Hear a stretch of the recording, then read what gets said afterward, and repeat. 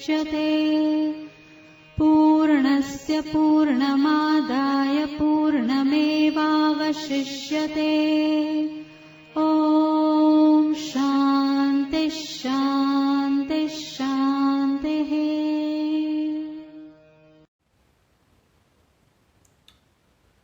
हरि ओम। श्री गुरुभ्यो नमः। कंठे यस्य विराजते हि गरलं शीर्षे च मंदाकिनी।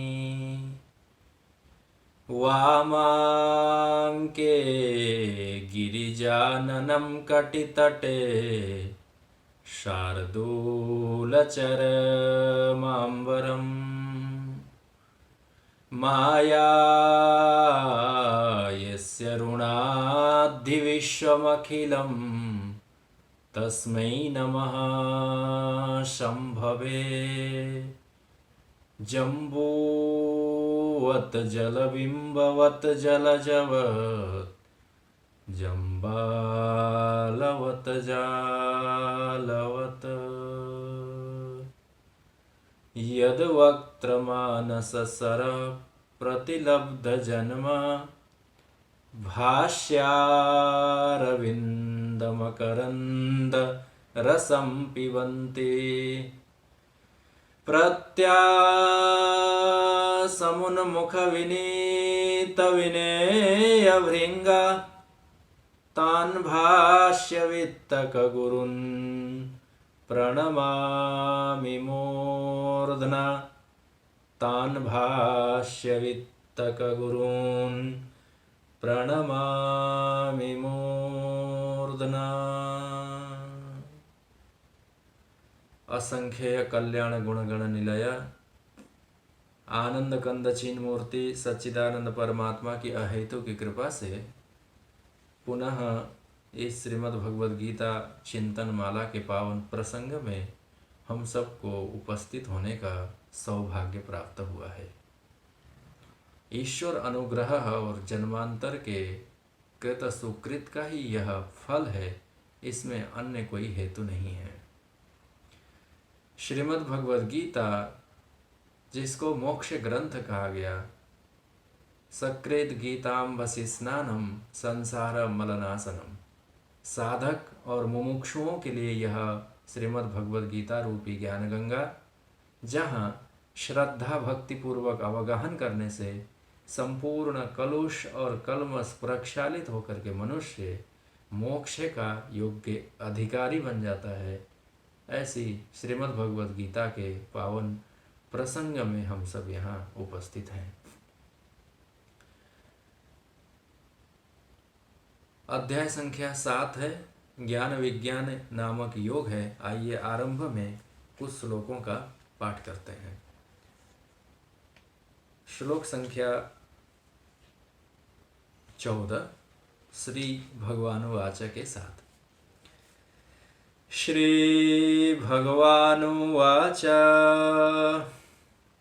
दैवी हेषा गुणमयी मम माया दुरत्यया मामेवाये प्रपद्यन्ते मायामेतां तरन्ति ते। न मां दुष्कृतिनो मूढा प्रपद्यन्ते नराधमा माययापहृता ज्ञाना आसुरं भावमाश्रिताः। चतुर्विधा भजन्ते मां जनः सुकृतिनोऽर्जुन। आर्तो जिज्ञासुरर्थार्थी ज्ञानी च भरतर्षभ। तेषां ज्ञानी नित्ययुक्त एकभक्तिर्विशिष्यते। प्रियो हि ज्ञानिनोत्यर्थ महं स च मम प्रियः उदाराः सर्व एवैते ज्ञानी त्वात्मैव मे मतम् आस्थितः स हि युक्तात्मा मामेवानुत्तमां गतिम्। श्रीमद् भगवद गीता। पुनः एक बार शोक संतप्त अर्जुन है, मोहग्रस्त हैं, कृपा से आवृत और ज्ञान मुद्रा धारण करके भगवान है। अर्जुन के मन में अनेक प्रकार के संदेह हैं। भगवान के पास सकल संदेहों का निराकरण है।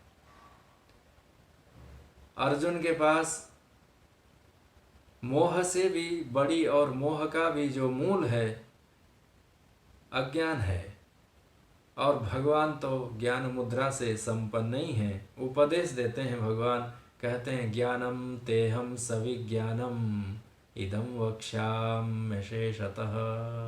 हे अर्जुन, तुमको मैं ज्ञान का उपदेश देता हूँ, अर्थात ज्ञानोपदेश करता हूँ।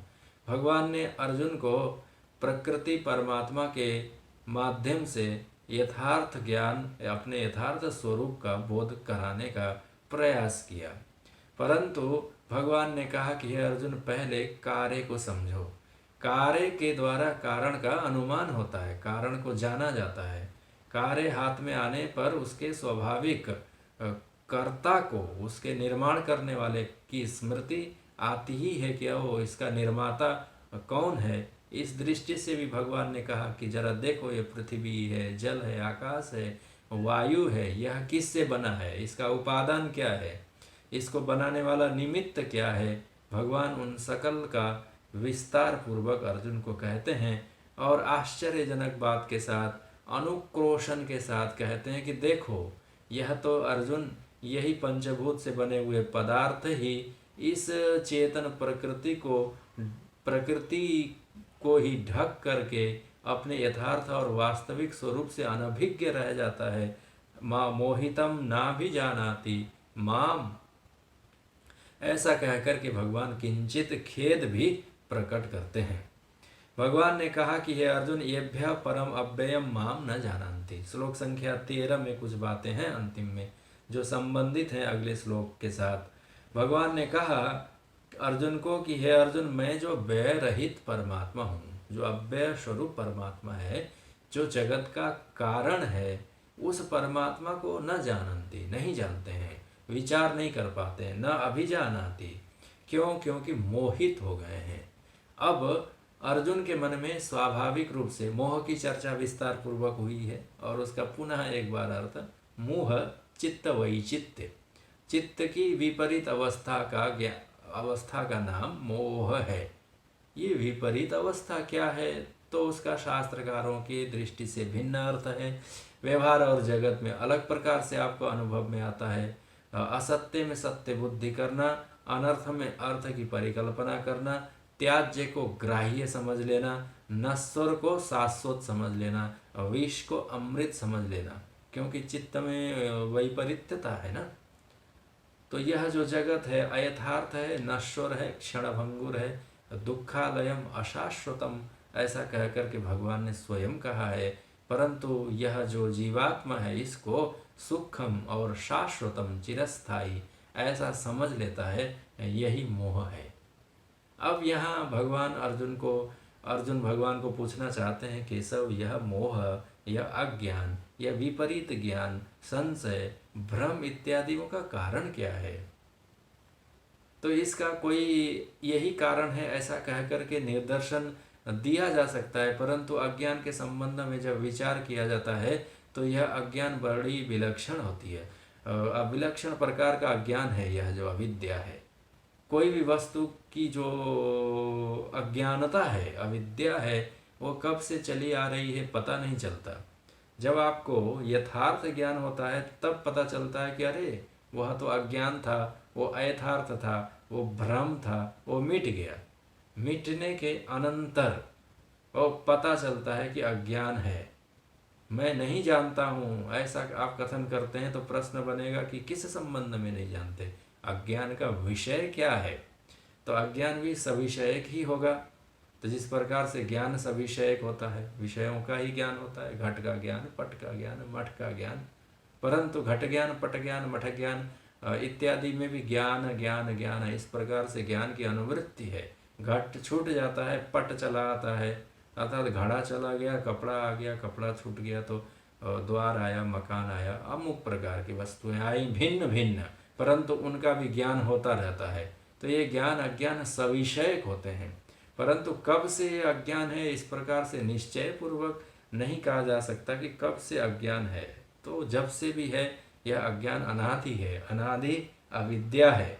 भगवान अब यहाँ ये कहना चाहते हैं अर्जुन को कि मोह के कारण मेरा स्वरूप नहीं जानते हैं। कैसा स्वरूप है आपका? परम है। किससे परम है? यभ्यः परम। यह जो प्रकृति है अष्टधा है, और दूसरी प्रकृति है उससे भी परम है। यह तो जीवात्मा अनेक प्रकार के सांसारिक बंधनों के साथ बंध करके यह शोक मोह से ग्रस्त होता है, इससे विलक्षण है, भिन्न है, अलग प्रकार का है। रथी अर्जुन बने हैं तो भगवान सारथी हैं, तो परमात्मा है। भगवान कहना चाहते हैं कि मेरा स्वरूप थोड़ा भिन्न और अलग प्रकार का है, यह जानते नहीं है। कोई कोई लोग थोड़ा बहुत जानने का प्रयास भी करते हैं तो मुझे भी अपने जैसा विकारी समझने लगते हैं, व्यय वाला समझते हैं, जन्म ग्रहण करने वाला मुझे परमात्मा को समझते हैं। यह तो मुझे ऐसा समझते हैं कि अरे भगवान का परमात्मा भी वो लीला के लिए भगवान ने कोई शरीर धारण कर लिया, तो उसमें कोई आश्चर्य की बात नहीं है। सर्वसमर्थ है परमात्मा, कोई भी शरीर धारण कर ले, न करे, बिना शरीर धारण किए भी अपने संकल्पों की सिद्धि जगत के रूप में वो कर ही सकता है।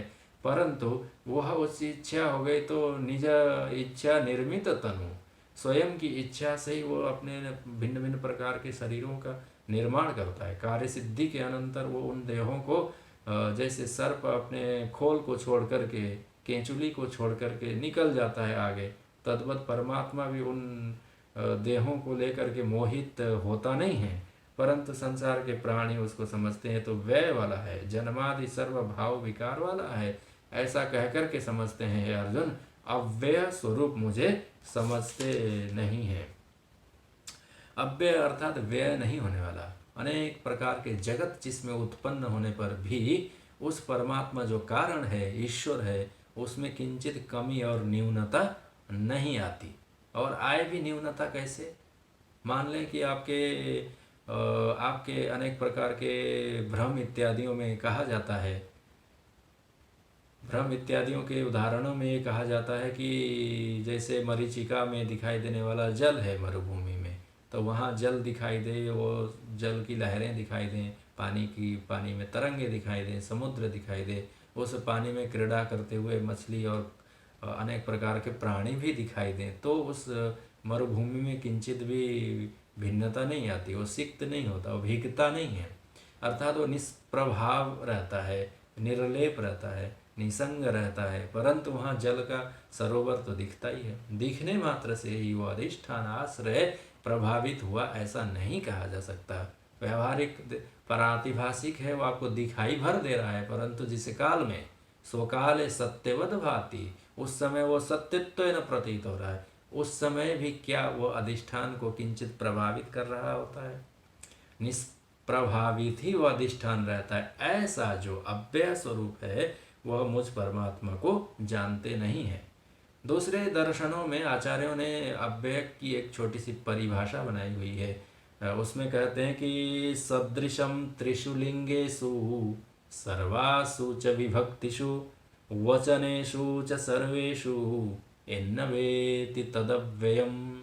ऐसा कह करके अव्यय शब्द की, वहाँ शब्द की चर्चा है, और शब्द तो ब्रह्म है ही, अक्षरम ब्रह्म परमम स्वाभावोध्यात्ममुच्यते। यह एक ही का अक्षरम ब्रह्म है और अक्षर ब्रह्म है। जब अक्षर वर्ण माला लिपि शिक्षा इत्यादियों के आचार्यों ने महर्षियों ने जब अव्यय शब्द की व्युत्पत्ति और अव्यय शब्द की परिभाषा को करना चाहा, तो उन्होंने यही कहा कि यह जो अव्यय शब्द होते हैं वह त्रिषु लिंगेषु सदृशम, तीनों लिंगों में समान रूप से उनका रूप रहता है। अर्थात पुल्लिंग में, स्त्रीलिंग में और नपुंसक लिंग में भी वह शब्द एक ही प्रकार से बनता है।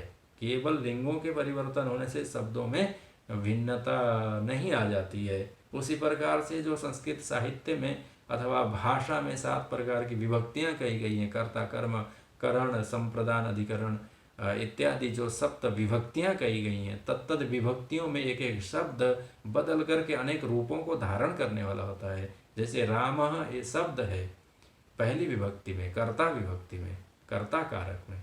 दूसरी विभक्ति हो जाती है कर्म कारक, तो वहाँ राम ऐसा नहीं रह जाता, वो शब्द वह रामम ऐसा हो जाता है। परंतु कोई अव्यय शब्द होगा तो वह द्वितीय विभक्ति में जाकर के भी रामम ऐसा नहीं बनेगा, वो कि उसकी किसी प्रकार की विभक्तियों का निर्माण नहीं होगा उनका। वो जैसा है पहली विभक्ति में वैसा ही उसका स्वरूप दूसरी विभक्ति में रहेगा। करण कारक में जाने पर भी, तीसरी विभक्ति में जाने पर भी वह एक ही स्वरूप वाला रहता है, उसमें परिवर्तन नहीं आता।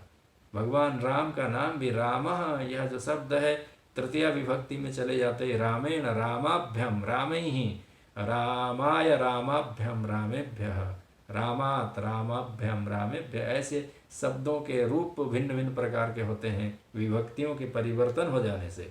परंतु यह जो अव्यय होता है वह सभी विभक्तियों में एक ही प्रकार से रहता है। यहाँ परमात्मा को अव्यय पद से अभिहित किया गया। अव्ययम, भगवान ने स्वयं कहा, माम, मुझ परमात्मा हो, कैसे हैं आप तो अव्यय हैं। भगवान ने कहा अहम अव्ययम, मैं तीनों लिंगों में, तीनों 7 विभक्तियों में और प्रत्येक विभक्तियों के एक एक वचनों में, एक वचन, द्विवचन और बहुवचन में भी, मैं वचनों में भी परिवर्तन नहीं होता।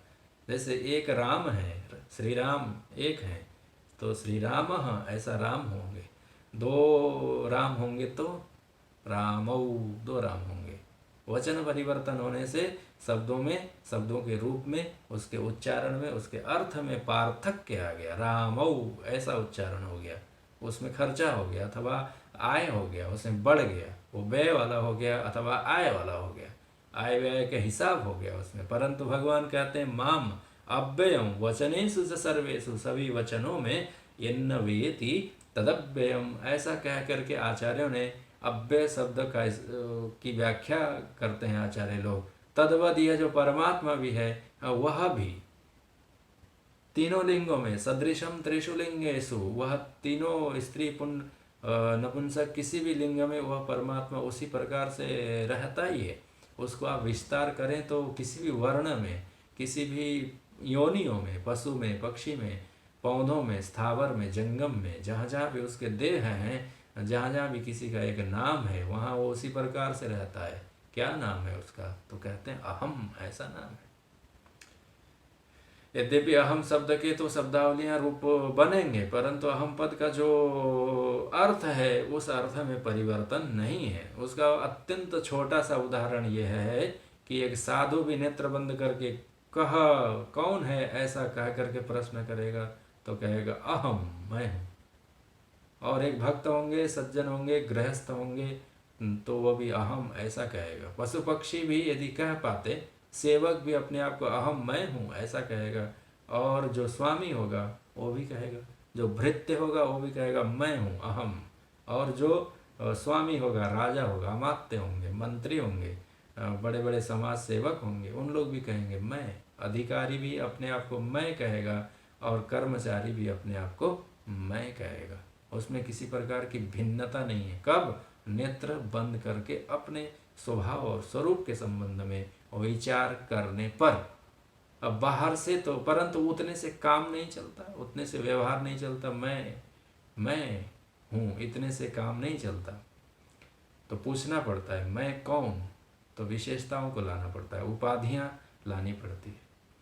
द्वार के बाहर कोई खड़ा रहता है, वो आपके घर पर आकर के बेल बजाता है, आप पूछते हैं को अस्ति, कौन है, तो वो कहेगा मैं हूँ। आप उसकी शब्दावलियों को सुन लेते हैं परंतु पहचान नहीं पाते हैं, तो आपको पूछना पड़ता है मैं कौन, कौन मैं। और भीतर वाला भी बोलेगा कि मैं भी मैं ही हूँ। तो इस प्रकार से कहीं एक है जो सब में समान है, अहम अहम है। भीतर से पुकारने वाला, पूछने वाला अहम भी मैं है, और बाहर से उत्तर देने वाला भी कौन है, मैं हूँ। तो फिर आपको पूछना पड़ता है मैं कौन, तो वो कहेगा कि मैं तुम्हारा मित्र, अथवा मैं तुम्हारा सेवक, मैं तुम्हारा, अथवा बालकों को पढ़ाने के लिए अध्यापक। तो कोई ना कोई उपाधियों को लगाने पर ही व्यवहार होता है। उपाधियों को नहीं लगाते हैं तो फिर व्यवहार नहीं हो पाता। ज्यों ज्यों उपाधियां बढ़ती जाती हैं उनका परत मोटा होता जाता है, और उन्हीं उपाधियों को बहुत दिन लगाने पर यह अज्ञानी जीवात्मा सोचने लगता है कि अरे ये तो यथार्थ हैं, सत्य हैं। फिर अपने वास्तविक जो अहम है उसको जान नहीं पाता है। इसको भगवान कहते हैं मोहितम। मोहित होने के कारण मुझ अव्यय जो परमात्मा है, जो भीतर है, अंतस में है, जो सबका है, प्रत्यगात्मा है, वो चेतन है, उसको जान नहीं पाता, न जाना आती। कहाँ है यह? तो यभ्य परम। यह देह में नहीं है, देह से परे है। ये मन बुद्धि में नहीं है, वो मन बुद्धि से परे है। मन बुद्धि तो खर्चा होने वाले हैं, कमजोर होने वाले हैं, नाश होने वाले हैं, अल्प होने वाले हैं, मूढ़ होने वाले हैं। बुद्धि भी मूढ़ हो जाती है, मन मलिन हो जाता है, देह विकार को प्राप्त हो जाता है, नष्ट हो जाते हैं। ऐसे नष्ट भ्रष्ट होने वाला स्वभाव नहीं है हे अर्जुन, अव्यय है। जैसा था, जैसा है और जैसा रहेगा। त्रिषु कालेषु, त्रिषु लोकेषु, त्रिषु वचनेषु, सभी वचनों में, सभी विभक्तियों में जो एक ही प्रकार से रहता है वह अव्यय स्वरूप हे अर्जुन मेरा स्वरूप है, भगवान कहते हैं। अर्जुन ने कहा कि ठीक कहते हो केशव, परंतु न अभिजानाति। ये तो जान ही नहीं सकते, तब तो आपके स्वरूप को तो परमात्मा अज्ञे ही रह जाएगा क्या? अर्जुन के मन में संदेह हुआ, स्वाभाविक है और यह व्यवहारिक। पहले अर्जुन के संदेह को समझ लें। अर्जुन ने भगवान को चुपके से यह कहा कि हे केशव, तब तो आपका तो स्वरूप अव्यय है और इन सब से पर है। आपने कहा न अभिजानाति, ये लोग जगत नहीं जानते हैं। क्यों? क्योंकि ये मोहित हैं। तब तो ये हमारा जो मोह है वो कभी दूर होने वाला नहीं है। अब जब तक मोहग्रस्त हैं तब तक आपके स्वरूप को जानने वाले नहीं हैं। जब तक उस परमात्मा को नहीं जानेंगे तब तक अज्ञान का आत्यंतिक ध्वंस नहीं होने वाले हैं। तो अर्जुन थोड़े से खिन्न हो गए। टीकाकारों ने इस बात को सुंदर कहा है कि और दुखी हो गए अर्जुन। बोले मैं तो मोहग्रस्त हूँ, और जो मोहग्रस्त है वो नहीं जान पाता यथार्थ को। और है भी, कोई भी संसार के भी कोई आवेग इत्यादियों के वशीभूत हुआ मनुष्य यथार्थ को नहीं जान पाता। क्रोध रूपी वृत्ति के वशीभूत हुए पुरुष को सत्य असत्य, यथार्थ अयथार्थ, अपना पराया इत्यादि नहीं जान पाता। जो कामनाओं के वशीभूत हैं उनको भी सत्य असत्य, उचित अनुचित का बोध नहीं रहता। निद्रा की वृत्ति में गए हुए मनुष्य को अपना घर द्वार, अपने सगे संबंधी इत्यादियों का भान नहीं रहता। किंचित भी दोष आने मात्र से ही वो सकल अत्र के तत्र हो जाते हैं, यहाँ के वहाँ हो जाते हैं। वो बोध और भान नहीं रहता। निद्रा रूपी मोह के प्राप्त होने पर आपको अर्थात सभी आप हम सबको क्या ये पता चलता है कि मैं मठ में हूँ अथवा कहीं मैदान में हूँ। आप निद्रा वृत्ति से जग जाते हैं तब आपको हमको पता चलता है कि हाँ मैं अपने आश्रम में हूँ, मैं अपने घर पर हूँ।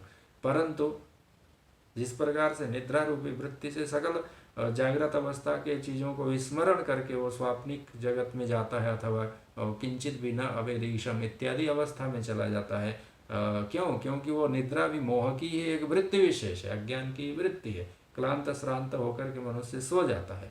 तद्वत यह मोह के कारण परमात्मा के यथार्थ स्वरूप को नहीं जानता है, यह उचित ही है। और इस अज्ञान निद्रा में सोए हुए जो अनादिकाल से जीवात्मा है, इस जीवात्मा का मोह तो अपने आप निवृत्त होने वाला नहीं है। अब अर्जुन प्रश्न मन में करना चाहते हैं।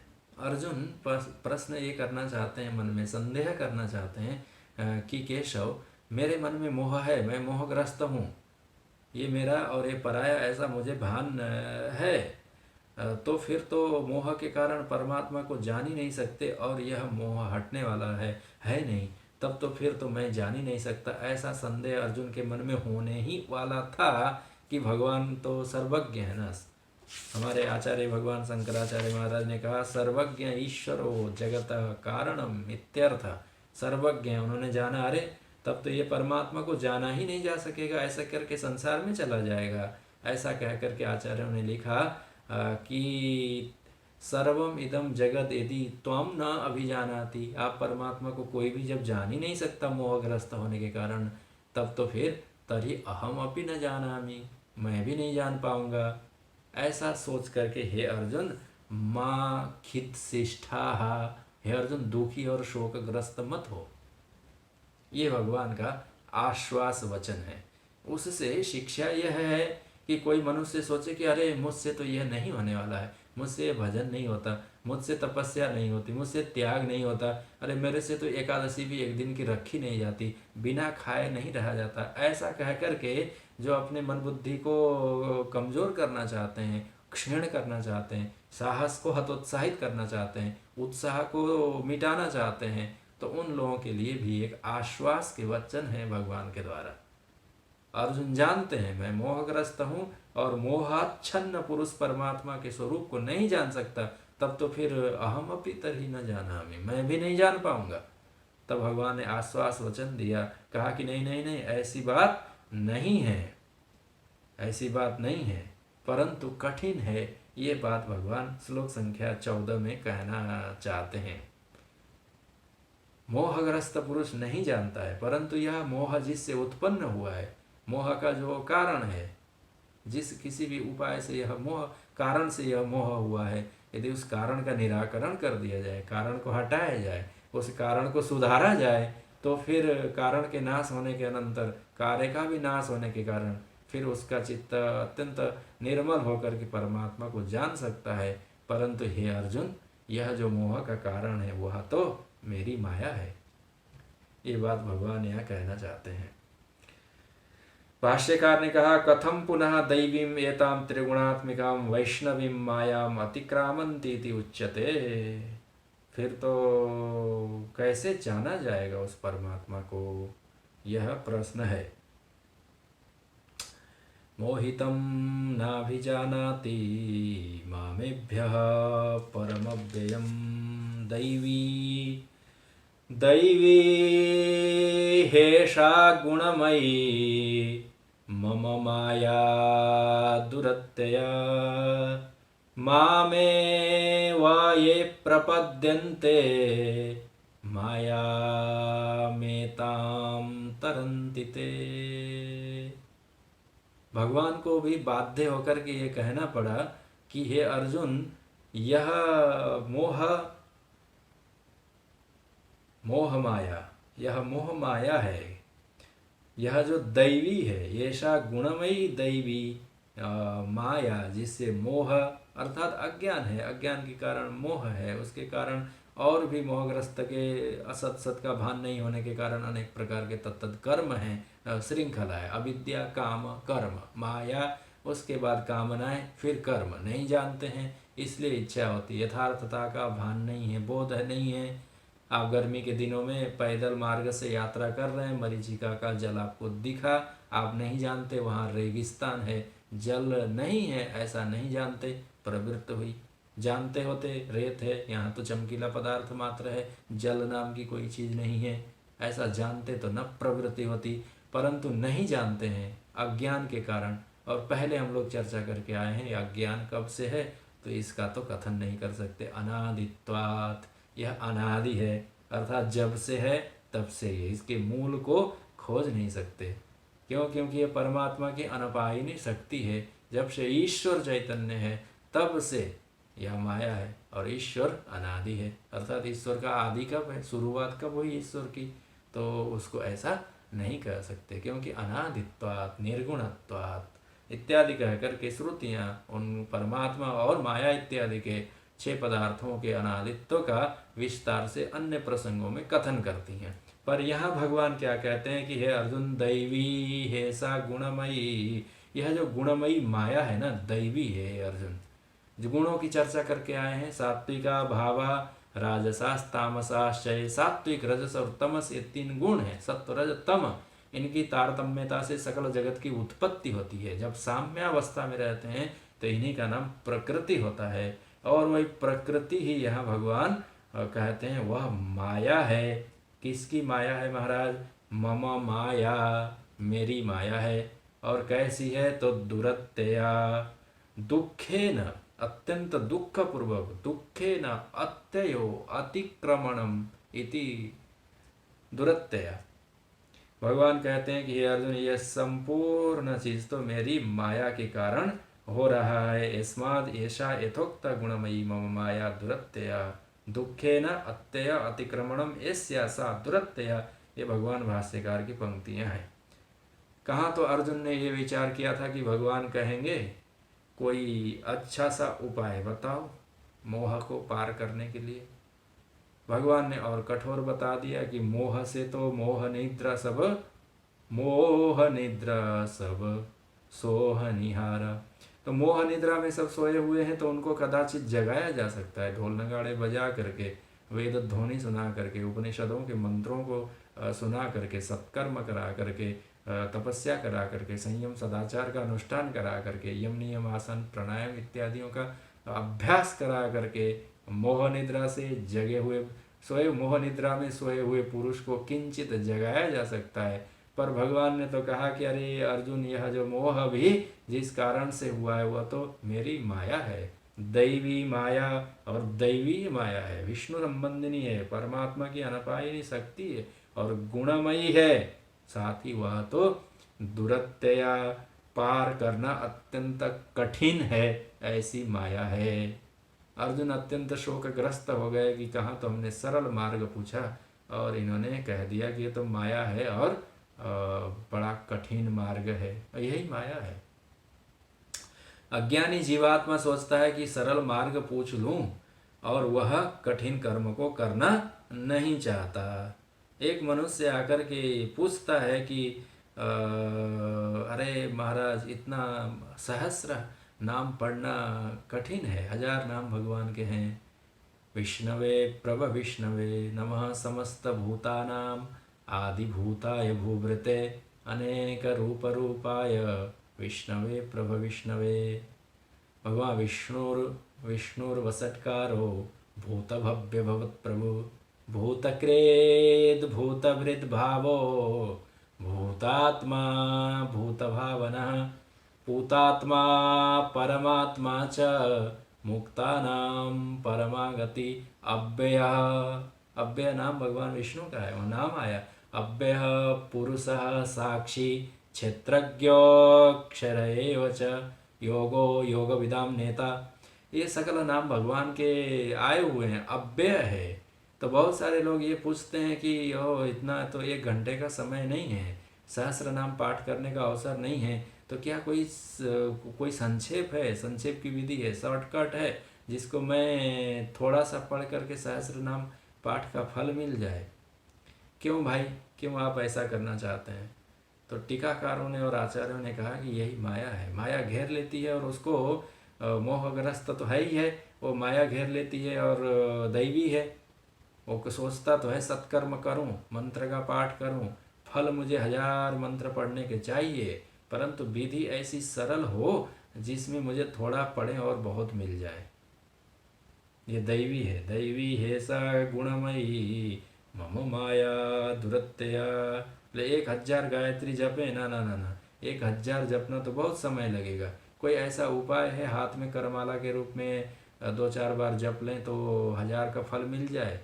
बोले नहीं, ऐसे तो नहीं मिलेगा। नदी के तट पर जाकर के यदि जपा जाए तो 100 गुना फल की प्राप्ति होगी। तो फिर उस वचन को सुन करके मनुष्य उस फल प्राप्ति के लिए उस स्थान में चला जाता है, यत्न करता है। यही माया है। आपको अपने घर पर मंत्र जाप करने माया नहीं देती।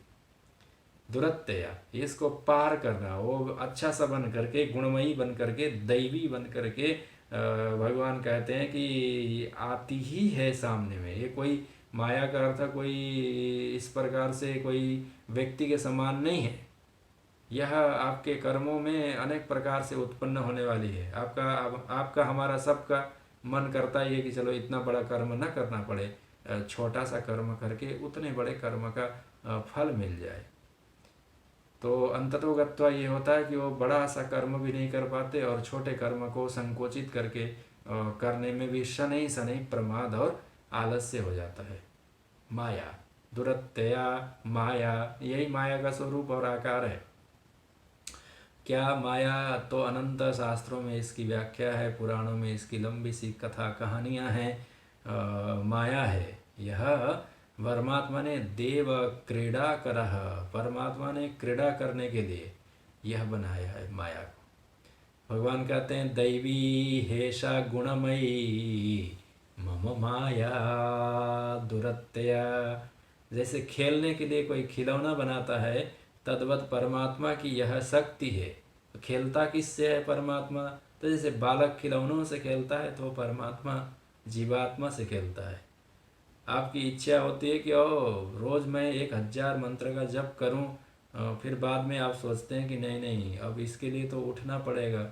फिर जाकर के कहीं पूछ लेते हैं कि अच्छा क्या मैं लेटे लेटे सुबह उठ करके मंत्र जपूं तो उसका फल मिलेगा क्या? निद्रा खुलने पर मैं लेटे लेटे जपूं? यह प्रश्न आता है। क्यों भाई? क्योंकि माया ने घेर लिया है। आलस्य, तंद्रा, निद्रा और माया के कार्यों ने घेर लिया। भगवान ने कहा कि नात्युच्छ्रितम नाति नीचम चैलाजिन कुशोत्तरम।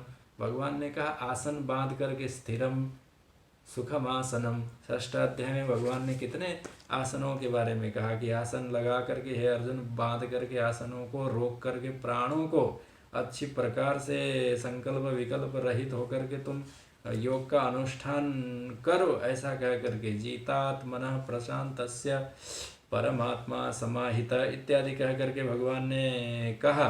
भगवान ने कहा समम काय शिरो ग्रीवन धारयन्नचलं स्थिरः संप्रेक्ष्य नासिकाग्रं स्वं दिशश्चानवलोकयन्। भगवान ने कहा कि शुद्ध देश में शुचौ देशे प्रतिष्ठाप्य स्थिरमासनमात्मनः, पवित्र देश में सीधे होकर के पीठ रीढ़ की हड्डी को सीधा करके समतल भूमि में एकाग्र होकर के काय ग्रीवा और मस्तक को सीधा रख करके अपने नासिका के अग्रभाग को देख करके बैठ करके परमात्मा का ध्यान करना चाहिए। यह भगवान के वचन है 6ठ अध्याय में। पर मोहग्रस्त पुरुष, माया से घिरा हुआ व्यक्ति ये पूछता है कि महाराज मैं तो, हम लोग भी अपने गुरुओं से पूछते हैं, पूछना पड़ता है क्योंकि जगत का तो माया है, परमात्मा की व्यवस्था है, मनुष्य की बड़ी अल्प सामर्थ्य है, आलस्य निद्रा तंद्रा प्रमाद इत्यादियों से घिरा हुआ है। तो भगवान कहते हैं कि नासिका के अग्रभाग को देख करके ध्यान करना चाहिए। और आप लेट करके यदि जप करें, ध्यान करें, तो आप अपने नासिका के अग्रभाग को देखेंगे तो नेत्रों में आपको पीड़ा होने लगेगी। आपको स्वाभाविक रूप से ऊपर सीलिंग की ओर देखना पड़ेगा। तो वो तो विधि नहीं हुई, परंतु मनुष्य कहता है कि चलो लेटे लेटे जप करूं क्या? अब विधि भी ये बतानी पड़ती है। गुरुओं ने भी हम लोगों को भी यही उपदेश दिया कि चलो नहीं करने से तो अच्छा है लेट करके ही करो, परंतु लेट करके करने की विधि नहीं है, क्योंकि हमारे भगवान योगेश्वर श्री कृष्ण के वचन है शुचौ देशे प्रतिष्ठाप्य स्थिरम आसनम आत्मनः। स्वयं को आसन लगा लें, स्वयं को आसन कर लें, आसीन कर लें, आसन में बैठ जाएं, ऐसा भगवान ने कहा है। युञ्जन एवं सदात्मानं योगी नियतमानसः। ये क्या है केशव? अर्जुन ऐसा पूछना चाहते हैं। तो भगवान ने कहा कि यह मेरी दैवी माया है। तुम तप करना चाहते हो, परंतु तप करना चाहते चाहते भी तप में छूट जाते हो। तुम श्रेय और कीर्ति की आकांक्षा रखते हो, परंतु जिस कर्म से कीर्ति और श्रेय की प्राप्ति होगी उस कर्म को करना नहीं चाहते। तुम वीर गति को प्राप्त होना चाहते हो, परंतु वीरों के उचित तुम युद्ध नहीं करना चाहते। क्या है? मोह है। इसको पार करना कठिन है। यह दुरत्यय है, यह माया है। बहुत लोग ऐसा पूछते हैं, हम लोग भी अपने गुरुओं से पूछते हैं, अथवा गुरुओं के पास आकर के कोई दूसरा व्यक्ति पूछता है कि चलो लेटे लेटे न जब कर पाएँ सही तो क्या कुर्सी पर बैठ करके किया जा सकता है? हाँ, अब शरीर अशक्त हो गया, वो किसी भी प्रकार से घुटने अब मुड़ते नहीं हैं, बैठना संभव ही नहीं है, तो व्यक्ति कुर्सी इत्यादि आसनों पर भी बैठ करके कर सकता है, उसमें कोई संदेह नहीं। उनकी निंदा नहीं है, उनके सामर्थ्य को नकारा नहीं जा रहा है, उनकी असमर्थता को हेय दृष्टि से भी नहीं देखा जा रहा है कि हाँ ये व्यक्ति भूमि पर आसन लगा करके नहीं बैठ सकता, न ऐसा नहीं कहा जा रहा है, उनकी निंदा नहीं है। परंतु विधि यह है कि भगवान ने कहा कि आसन लगा करके ही ये सकल प्रकार के कर्म, ध्यान धारणा इत्यादि, श्रवण मनन निधिध्यासन, चिंतन अनुस्मरण, परमात्मा के गुणानुवाद इत्यादि सब स्थिर होकर के करने की बात भगवान कहते हैं। ऐसा नहीं होता तो उसका जो वैकल्पिक व्यवस्थाएं हैं गुरुओं के द्वारा प्रदर्शित, उनको करने में भी कोई बुराई नहीं है। परंतु प्रथमतः करना क्या चाहिए था? प्रथमतः विधि को यदि हम नहीं कर पाते तो वह कहीं ना कहीं भगवान कहते हैं यह मेरी माया ही है जो व्यक्ति को इस प्रकार से करने नहीं देती है। मम माया दुरत्यया, जब ही लेगा प्रातःकाल उठ करके तो फिर तो वो तो मुक्ति के पथ पर अग्रसर हो ही जाएगा। इसलिए माया रोकती है, कहे अभी तो 4 ही बज रहे हैं, अभी 5 बज रहे हैं, आज तो कोई काम नहीं है 8-9 बजे तक, चलो 10 बजे जप लेंगे, और 7 बजे जप नहीं पाते हैं आप, आपका हमारा दोष क्या कहा जाएगा? वो माया ही आपको और हमें इस प्रकार की प्रेरणा देती है। दुरत्यया, इसको पार कर ले मनुष्य तो परमात्मा तक पहुंच जाए, इस अभिप्राय से भगवान यहाँ कहते हैं। भगवान ने अर्जुन को कहा कि मम माया दुरत्यया, यह जो मेरी माया है ना वो दुरत्यया है, इसको पार करके हे अर्जुन तुम पहुंच नहीं सकते। प्रातः ब्रह्म मुहूर्त में उठ करके तुमने अपने सत्कर्म आह्निक इत्यादि करके मेरा चिंतन करोगे तो वो व्यक्ति तो परमात्मा को प्राप्त कर ही लेगा।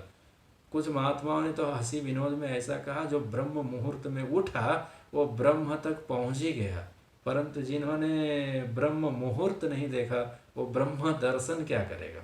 महात्माओं की हंसी की बातें हैं, विनोद की बातें।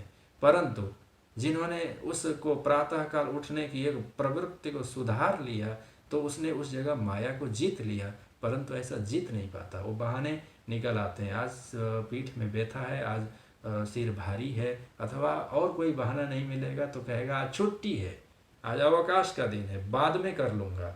ऐसा कह कर के वो व्यक्ति उनमें त्रुटि रख लेता है, छिद्र छोड़ देता है। वो व्यक्ति का सामर्थ्य नहीं है ऐसा करने का, वो माया उसको रोक देती है। उतना माया न रोक पाए, मनुष्य कर ही ले, संकल्प होते ही वो उन सत्कर्मों को कर ले, संकल्प होते ही उन सद्धर्मों को कर ले, संकल्प होते ही उन त्याग तपस्या को कर ले, संकल्प होते ही वो बैठ जाए आसन में, तो कौन ऐसा संसार में सामर्थ्य शक्ति है जो उसको रोक ले अपने आत्मकल्याण के लिए, परंतु नहीं कर पाता। यही परमात्मा की माया है, क्योंकि यह दुरत्यया है।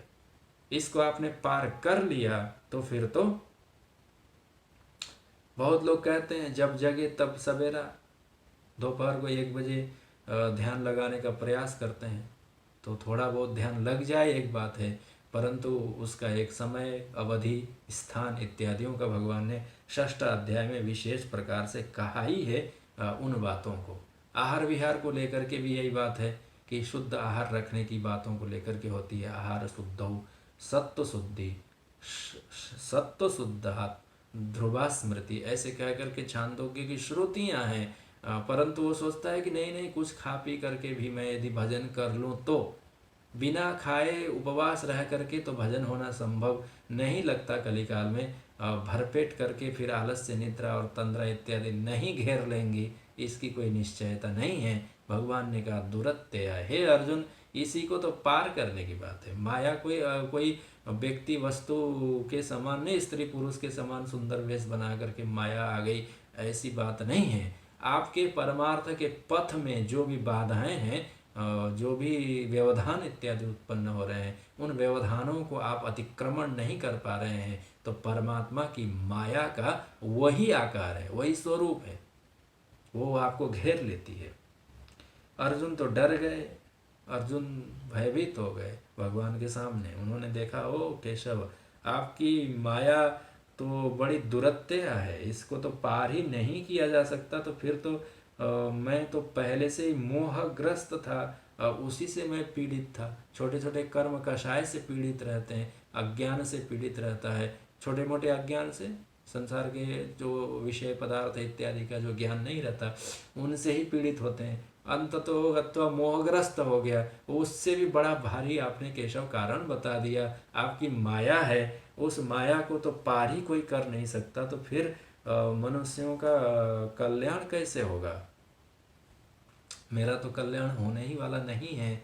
ऐसा अर्जुन भगवान के सामने किंचित भयभीत हो जाते हैं माया के नाम को सुन करके। भगवान ने कहा, दैवी हेषा गुणमयी ऐसा माया, ये जो सामने में खड़ी है बिल्कुल सन्निकृष्ट के लिए भगवान कहते हैं। और माया के रूप में नहीं दी, कल्पना मनुष्यों की बहुत प्रकार की रहती है, परंतु ऐसा कोई आकार प्रकार वाला नहीं है, वह आवरण है। आपके हमारे मन बुद्धि को विक्षेप उत्पन्न करके परमात्मा के पथ से पथभ्रष्ट करने का जो भी इतना उपाय देश काल इत्यादि हैं, उसी का नाम माया है।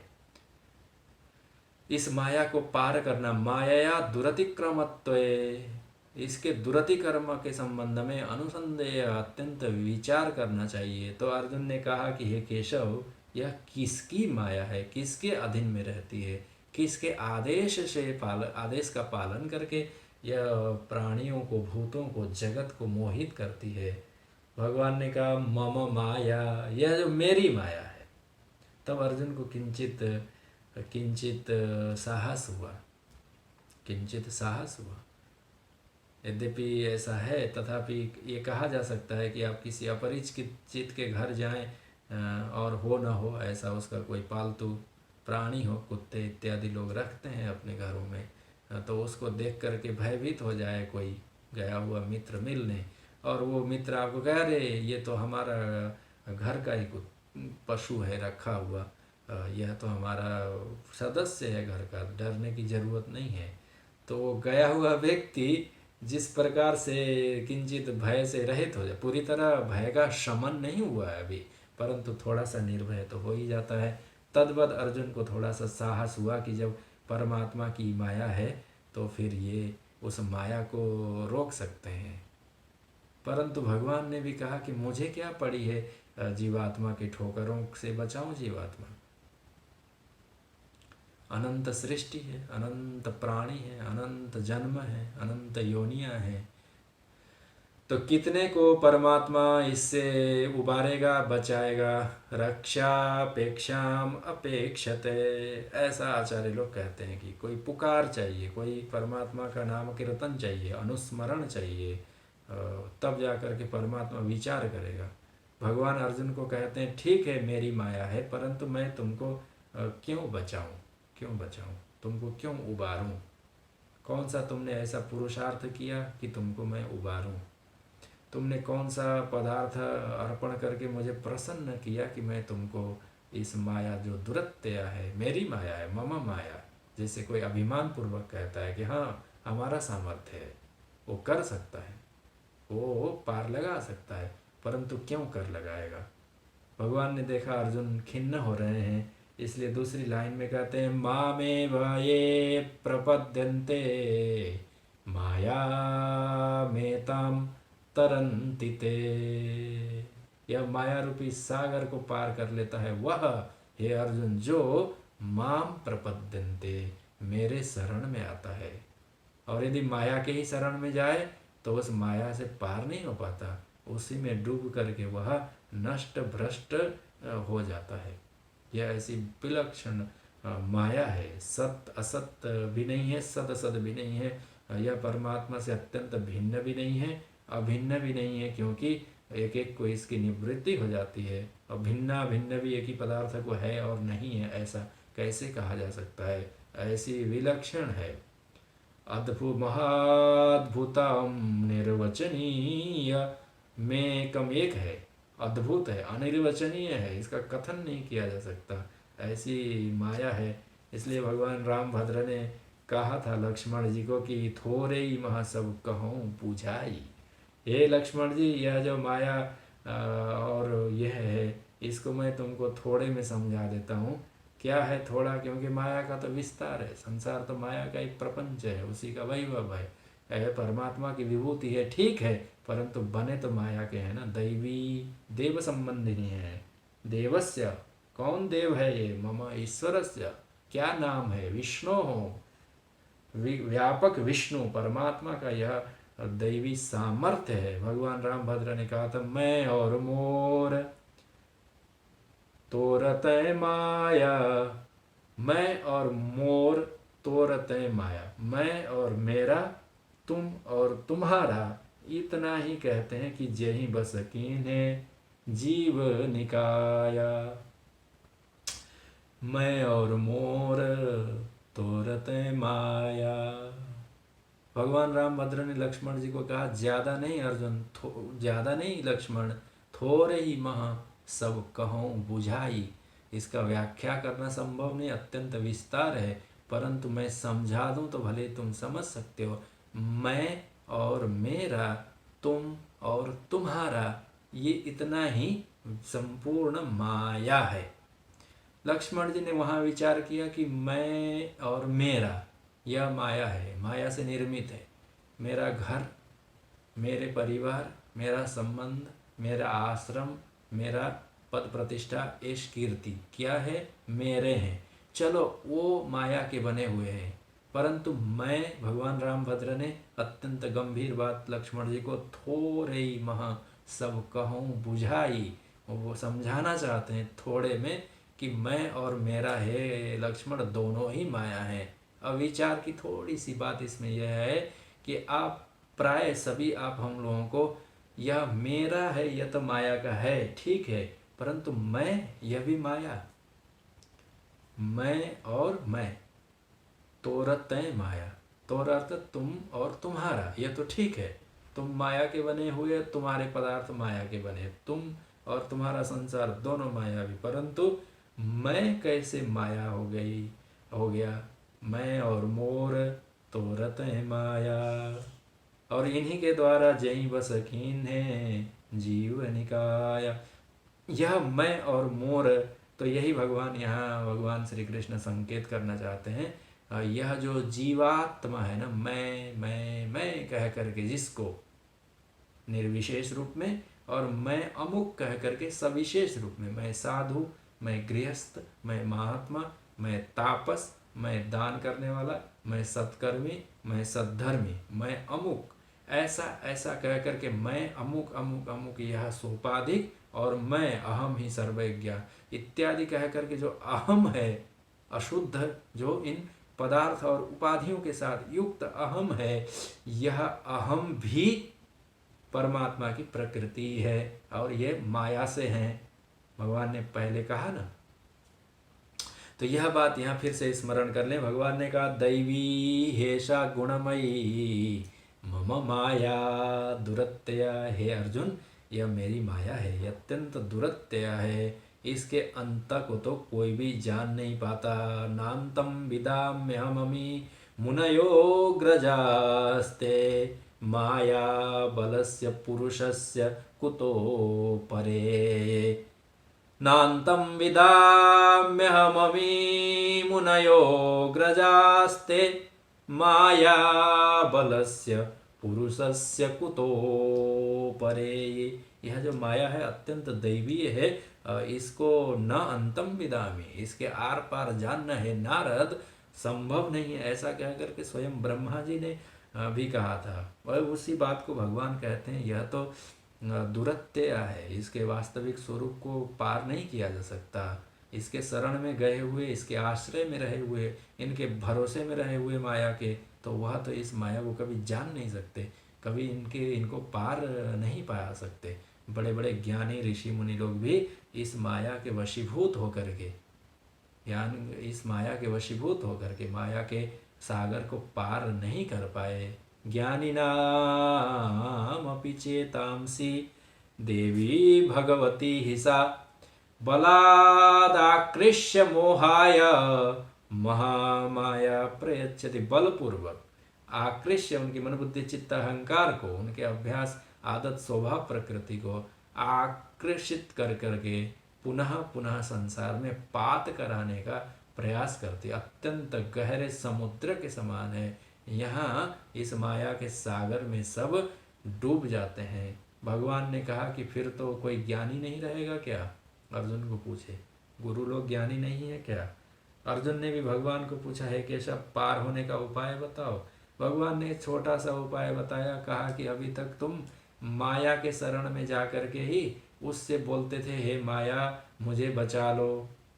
और जो तुम्हारा वध करने वाला है, जो तुम्हारा शत्रु है, जो तुमको जिसको पराजित करना है, जिसके मस्तक पर आरूढ़ होकर के स्वर्ग उत्तीर्ण करना है, उसी के शरण में जाओगे तो वो तुम्हारी रक्षा करेगा अथवा नाश करेगा। व्याधा के पास जाकर के हिरण कहे कि अरे व्याधा भाई, मुझे जरा शिकारी, जरा मुझे मेरी रक्षा करो, मेरा परिवार है, मेरे संतान है, मेरी अभी आयु बाकी है, मुझे हरे हरे घास खाना है। अभी ऐसा हिरण कहे तो भला वो व्याध उसको रक्षा करेगा, पाल पोसेगा कि तुरंत हत्या करेगा? कुछ दिन रख भी लेगा, पोषण करेगा, तो भी समय आने पर उसको आहार के रूप में परिणत कर लेगा व्याध जिस प्रकार से। तो भगवान ने कहा कि जरा विचार करो अर्जुन, तुम आज तक संसार सागर पार क्यों नहीं हो पाए? क्योंकि जिससे तुमको पार होना है उसका तो तुमने आश्रय लिया हुआ है, उसके भरोसे पर बैठे हो, उसके अधीन हो गए हो। उस मार्ग से तुम पार होकर के लक्ष्य तक पहुंचना था, परंतु तुम मार्ग में भटक गए हो, उसी के शरणागत और प्रपन्न हो गए हो। मैं और अहम और मम, अहम ममेति संसार, उसी को भगवान रामभद्र ने कहा, मैं और मोर तोरत है माया। भगवान भी यही कहते हैं कि जहाँ तुमको शरण ग्रहण नहीं करना चाहिए वहाँ तुमने आश्रय ग्रहण किया हुआ है। जरा हमारे आश्रय में तो आकर के देखो। माम एव ये प्रपद्यन्ते, हे अर्जुन जो मेरे शरण में आ जाते हैं वो, ये मेरी जो दैवी माया है, इस माया से एताम मायाम ते तरंती। अब विचार करें, विचार ये करें कि अभी तक आश्रय आपका हमारा कहाँ था? ये मामेव सर्वभूतस्थम भगवंतम वासुदेवम प्रपद्यन्ते, क्या वास्तव में परमात्मा के आश्रय हैं या जगत के पदार्थ के माया के दैवी गुणों के आश्रय में हैं? किनके भरोसे में हैं? अब माया के भरोसे में होंगे तो उसको पार करना कठिन है। विष वृक्षोपि संवर्ध्य स्वयं छित्तुम न सांप्रतम, ऐसा कहते हैं पूर्वज लोग कि स्वयं के द्वारा सिंचित किया गया है जो विश्व वृक्ष है उसको बढ़ाया गया, संवर्धन किया गया। जानते नहीं थे पहले कि ये विषैला वृक्ष है, कांटेदार होगा, नहीं जानते थे, पोषण किया, बड़ा हो गया। उसको छित्तुम न सांप्रतम, काट करके गिरा नहीं सकता, और ममता मोह उसमें उत्पन्न हो जाता है। तो स्वयं जन्म जन्मांतर तक, कल्प कल्पांतर तक अनेक प्रकार के देहों में, नाना प्रकार के ब्रह्मांड खगोल भूगोल में भटक करके इस देह को पुष्ट किया गया है, संस्कार बनाए गए हैं, कर्म संपादन किया गया है, बस माया से पुष्ट किया गया है सूक्ष्म शरीर और संस्कारों को, कारणों को। तो फिर उसको काटना कैसे चाहेगा ये अज्ञानी जीवात्मा? इसको छोड़ना नहीं चाहता, आश्रय माया का ही ग्रहण करता है और सोचता है कि नहीं नहीं मैं तो इसको पार ही कर लूँगा। भगवान ने कहा ऐसा है अर्जुन, उल्टा संभव नहीं है। यदि तुम माया को पार होना चाहते हो तो माम एव ये प्रपद्यन्ते, जो मेरे शरण में आते हैं उनको मैं इस संसार सागर से, भव सागर से पार करा देता हूँ। वो तो माया रूपी इस छोटे से सागर को पार ही कर लेते हैं। ऐसा कहकर के भगवान यहाँ उपाय भी अर्जुन को बताना चाहते हैं, परंतु दुर्भाग्यवशात अर्जुन ये कहना चाहते हैं कि हे केशव, कौन ऐसा नहीं है जो आपके शरण में नहीं आता होगा? सभी लोग तो परमात्मा परमात्मा ईश्वर ऐसा कह करके पुकारते ही है ना। तो भगवान कहते हैं कि नहीं नहीं, उनके पुकारने में छल छद्म है, वो दुष्कृति है। आगे कहेंगे नमः दुष्कृति नो मूढ़ा, वो मूढ़ है, अज्ञानी है, नराधम है, ऐसा भगवान कहेंगे, जिसकी चर्चा हम लोग आगे के सत्रों में फिर से करेंगे। परंतु यहाँ भगवान कहते हैं कि ये माया पार करना अत्यंत कठिन है उनके लिए जो माया के ही शरण में गए हुए हैं, जो संसार में रह करके परमात्मा को आश्रय नहीं मानता, संसार को, धन को, संपदा को, आयु को, वित्त को, और अंततो गत्वा इस श्रृगाल भक्ष्य, जो श्रृगाल और पशुओं का आहार होना और कीट पतंगों का भक्ष्य भोज्य होना जिस देह का स्वभाव है, अंततो गत्वा उस देह में बड़ी निष्ठा इसकी रहती है, इसलिए ये परमात्मा के आश्रय में जाता नहीं है। जब तक ईश्वर के आश्रय में नहीं जाता तब तक उस ईश्वर की माया से ये पार हो नहीं सकता। तो भगवान ने कहा कि संसार सागर जो मायामय है, इस मायामय मोहमय संसार सागर से पार होने का उपाय क्या है? माम प्रपद्यन्ते, भगवान के शरण में चले जाएं। भगवान ने कहा मेरे शरण में आता है। या मामेव प्रपद्यन्ते माया मेताम तरन्ति ते। सभी शास्त्रों में यही बात आई है कि आपको कोई दृढ़ आश्रय की जरूरत पड़ती है, दृढ़ नौका की आवश्यकता होती है संसार सागर से पार होने के लिए। भगवान श्री कृष्ण ने यही कहा, तेसाम अहम समुद्धरता मृत्यु संसार सागरात। मैं उद्धार करता तो हूँ, परंतु किसके? जो मामेव प्रपद्यन्ते, मेरे शरण में आए, मम सम्मुखीन है, अभिमुख होकर के मेरे सामने कातर भाव से पुकारते हैं, उनका मैं उद्धार करता हूँ। ऐसा कह करके भगवान यहाँ पर कहते हैं, दैवी हेसा गुणमयी मम माया दुरत्यया। दुरत्यय है, पार करना कठिन है। मामेव ये प्रपद्यन्ते माया में ताम तरन्ति ते। बड़े बड़े ऋषि मुनि लोग, मार्कंडे हैं, देव ऋषि नारद हैं इत्यादि भी परमात्मा के माया से मोहित होकर के पुनः परमात्मा के ही आश्रय में जाकर के उनके प्रपद्य और शरणागत होकर के इस मायामय संसार से पार हुए थे। ऐसी आख्यायिकाएं भी विस्तार पूर्वक आते ही हैं। ऋषि मार्कंडेय की बात आती ही है आपके श्रीमद् भागवत महापुराण में। देवऋषि नारद की तो यत्र तत्र सर्वत्र आती ही हैं। कितने बार वो माया से मोहित हो गए और परमात्मा के अनुग्रह से उस माया से बच भी गए, ये भी कथानक आती हैं। तो इसलिए भगवान कहते ही हैं कि मामेव यो प्रपद्यन्ते, जो मेरे आश्रय में आया वो संसार सागर से है अर्जुन पार हो गया। परंतु आगे के श्लोकों के लिए है, यदि माम तम प्रपन्नाम एताम मायाम तरन्ति। परंतु क्या सभी लोग ईश्वर के आश्रय में आश्रय ग्रहण करते हैं? क्या सभी लोगों को ईश्वर की मुक्त होने की, परमात्मा की उतनी तीव्रता के साथ अपेक्षा है? अथवा क्या परमात्मा के द्वारा उस प्रकार से शरणागति वास्तविक जिसको कहा गया वह सबके द्वारा शक्य है? इस प्रकार के प्रश्न हैं। उसी बात को फिर भगवान आगे कहेंगे कि नहीं नहीं अर्जुन, यह जो भक्तों की भी बात आएगी तो कहे इस प्रकार के शरणागत होने वाले तो अत्यंत फिर से वही मनुष्याणाम सहस्रेषु इत्यादि बातों के समान चर्चाएं आगे के सत्रों में हैं। एक छोटी सी बात संग्रह के रूप में थी यहाँ कि भविष्यत पुराण में, जो भविष्यत पुराण के नाम से है, कल की पुराण है, वहाँ इस माया की एक सुंदर स्तुति बनाई गई है। सुखदेव जी महाराज के वचन है ऐसा कह करके संग्रहकारों ने उसको संग्रह किया हुआ है। उसमें कई श्लोके हैं, परंतु वहाँ इस प्रसंग के अनुसार दो चार थे श्लोक। भूमौ गंधो रसप्तासु प्रतिष्ठा रूपम तेजस्यैव वायु स्पृशत्वम इत्यादि कह करके एक सुंदर माया की स्तुति भी बनाई गई है। और अंतिम में फलश्रुति किया गया है कि इसको नमस्कार करना चाहिए। अर्थात नमस्कार करने के बहुत सारे अर्थों में एक अर्थ है कि माया को नमस्कार कर लें और वहाँ से आगे बढ़ जाएं। आगे उसका आश्रय अधिष्ठान परमात्मा है और परमात्मा को नमस्कार करने की उतनी आवश्यकता नहीं है। उसके तो चरणों में जाकर के शरण ग्रहण कर लें, प्रपद्य हो जाए, अर्थात उनके चरणों में, पदों में अपना आश्रय खोज लें, तो वह तो माया को उसने पार कर ही लिया, क्योंकि उसको नमस्कार करके आगे बढ़ गया। इत्यादि चर्चाएं हैं। आगे के सत्रों में हम लोग फिर से यथायोग्य समय के साथ प्रसंगों को विस्तार देंगे।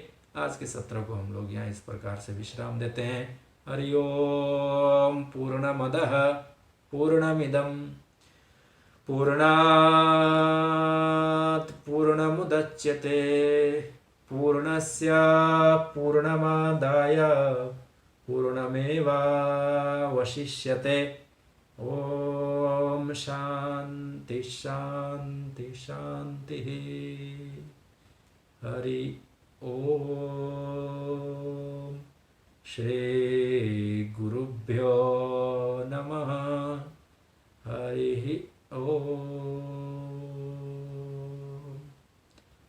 बोलिए सच्चिदानंद भगवान की। सद्गुरुदेव महाराज की, काशी विश्वनाथ महादेव की, गंगा मैया की। ओम नमः पार्वती पतये, हर हर महादेव।